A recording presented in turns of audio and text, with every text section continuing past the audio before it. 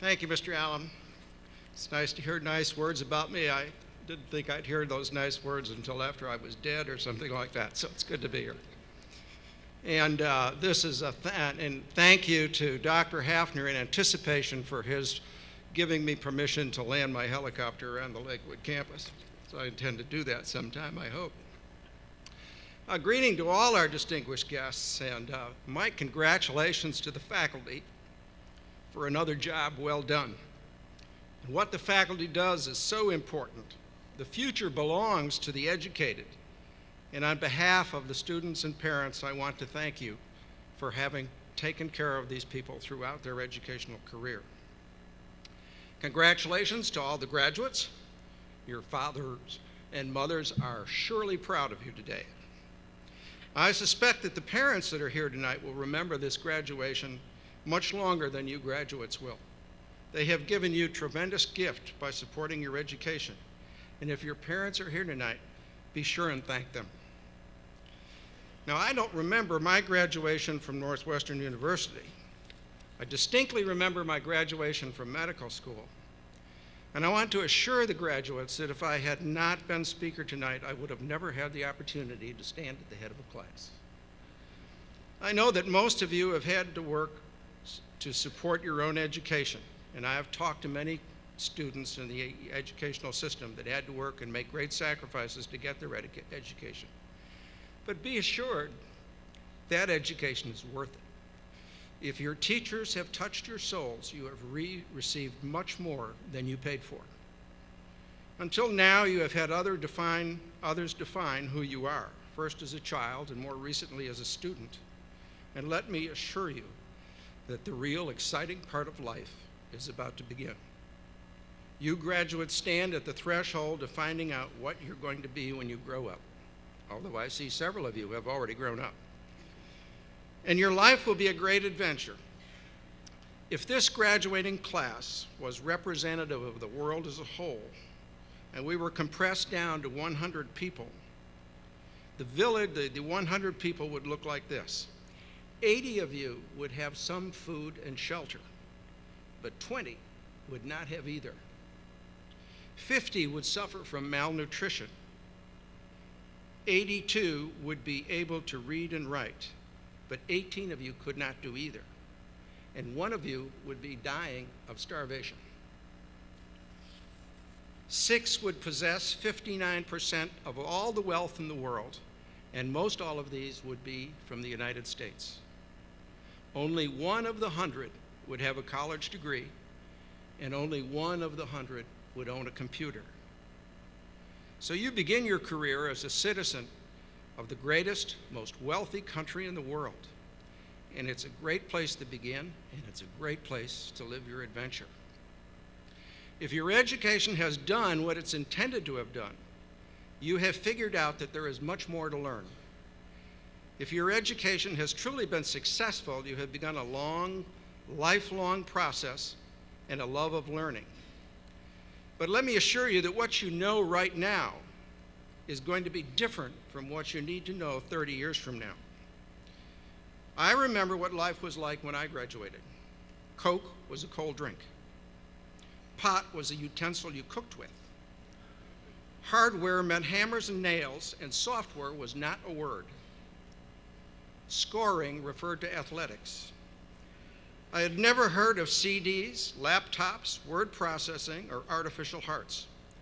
Electrons were about as small as it got. I didn't know that there were up quarks or down quarks.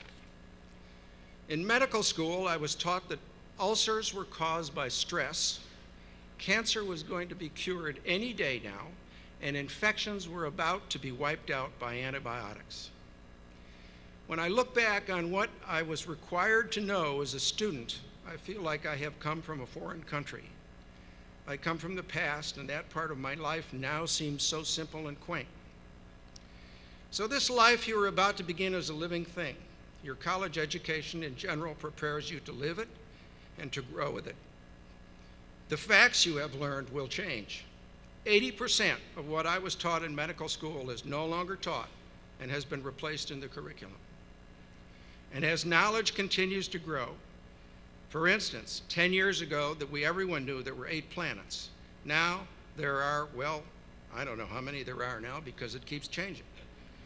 5 years ago, we wondered if there were other planets in the universe, and now that we know that there are probably billions. Well, just the other day, I found out that neutrinos have mass and that they change their form as they travel from the sun to the earth. And so it goes. Every day, there's more to learn. 30 years from now, as you sit at the graduation of your children, much of what you will need to know is not known today. But schooling can only take you so far. 4 of the 10 richest men in America did not graduate from college. The most vital lessons you must learn for yourself, and those are the life lessons. And education prepares you for those crises that happen at 4 o'clock on Tuesday afternoon. And after you live a long time, you will come to appreciate the value of those lessons. And you will find yourself as a parent charged with preparing the next generation to find out who they're going to be when they grow up. Your most rewarding obligation will be transferring the love of life, the love of learning, and the respect for wisdom gained in your journey to your children and to the generation to come. So now that I've dealt with the generalities, I cannot resist the opportunity to impart some more practical advice. Advice is made of memories. Advice consists of poorly remembered memories polished up for the occasion. It is more for the edification of the giver than the receiver. It is traditional to give advice in these speeches, and I am not going to resist dispensing with some. The briefest commencement speech I could find was given by Irma Bombeck, who approached the podium, solemnly announced that all you need to know is found on the doors leading from the auditorium. That is, push and pull. Much to the shock of her audience, she announced that, returned to her seat, sat down, and said no more. The most practical commencement advice was given by Kurt Vonnegut, who advised, wear sunscreen. He said, if I could offer you only one tip for the future, sunscreen would be it. Scientists have proved the long-term benefits of sunscreen, whereas the rest of my advice has no basis more reliable than my own meandering experience. So here is my advice. Listen sometimes. Talk occasionally. Always have something good to say, but choose who you say it to. Never lose, but if you do lose, always live to fight again. Life is what happens while you are earning a living. John Lennon said that. John Lennon had a life just like the rest of us. My advice is to never let earning a living interfere with your life. If you do your best, you will earn enough, unless you are very foolish with what you do with it.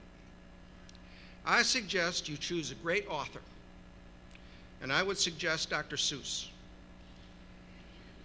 because I would suggest that you begin with the book, Oh, the Places You'll Go. You'll find Dr. Seuss is useful because almost everyone has read some of his works, and you will have common grounds. Dr. Seuss will amuse and teach you about the happy side of life. Dr. Seuss will help you introduce your children to the joy of reading. And as a grandparent, I can assure you Dr. Seuss will bring you great joy if you read it to your grandchildren. Everyone should have a hero. My hero is Wile E. Coyote. He is the cartoon character who's always chasing the Roadrunner. His is a character that has overwhelming optimism and dedication to his role in life. His persistence and imagination are qualities that you would do well to emulate. It also helps to have his resilience when you plunge over a cliff, something we all do every once in a while. Have a slogan. Mine is life goes on. It helps me forget jealousy. Sometimes I win, sometimes I lose. The race is long, and in the end, you're only racing against yourself. So when I fall, I say, life goes on, and I get up, and I get on with it. Some things you cannot change. Maybe you will do the funky chicken on your 85th birthday. Maybe you won't. Your choices are partly chance, and so is everyone else's. But take charge of those things that you can. Sing, Save old love letters and photographs. Enjoy your parents. They love you. And now that you have grown up, you can appreciate and laugh at their idiosyncrasies much more easily. Remember, part of their irrational behavior comes from having raised you. Choose a prophet. I suggest Woody Allen, who said, "Showing up is 90% of success. Show up for everything. Show up enthusiastically and ready to enjoy the opportunity when it presents itself." And finally, the time to dance is when they are playing your song. Well, your band is about to strike up, and I think it is now your turn to dance. So I'm going to sit down.